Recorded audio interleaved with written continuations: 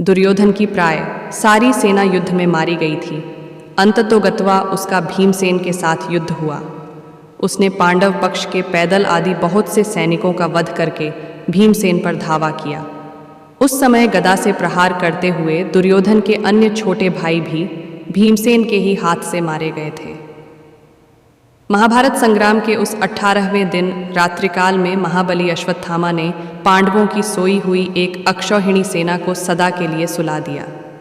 उसने द्रौपदी के 5 पुत्रों, उसके पांचाल देशीय बंधुओं तथा धृष्टद्युम्न को भी जीवित नहीं छोड़ा। द्रौपदी पुत्रहीन होकर रोने बिलखने लगी। तब अर्जुन ने सींग के अस्त्र से अश्वत्थामा को परास्त करके उसके मस्तक की मणि निकाल ली। अश्वत्थामा इतने पर भी नहीं रुका।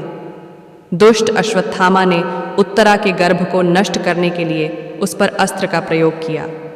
वह गर्भ उसके अस्त्र से प्राय दग्ध हो गया था, किंतु भगवान श्री कृष्ण ने उसको पुनः जीवन दान दिया। उत्तरा का वही गर्भस्थ शिशु आगे चलकर राजा परीक्षित के नाम से विख्यात हुआ। कृतवर्मा, कृपाचार्य तथा अश्वत्थामा, ये 3 कौरव पक्षीय वीर उस संग्राम से जीवित बचे। दूसरी ओर 5 पांडव, सात्यकी तथा भगवान श्री कृष्ण ये 7 ही जीवित रह सके, दूसरे कोई नहीं बचे।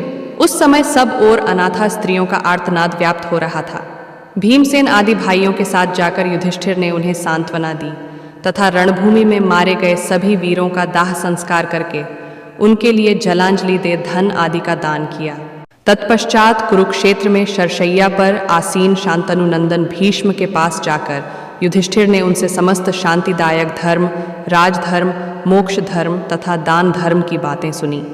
फिर वे राज सिंहासन पर आसीन हुए।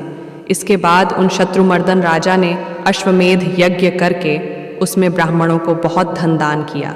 तदनंतर द्वारका से लौटे हुए अर्जुन के मुख से मूसल कांड के कारण प्राप्त हुए शाप से पारस्परिक युद्ध द्वारा यादवों के संहार का समाचार सुनकर युधिष्ठिर ने परीक्षित को राजासन पर बिठाया और स्वयं भाइयों के साथ महाप्रस्थान कर स्वर्गलोक को सिधार हुए।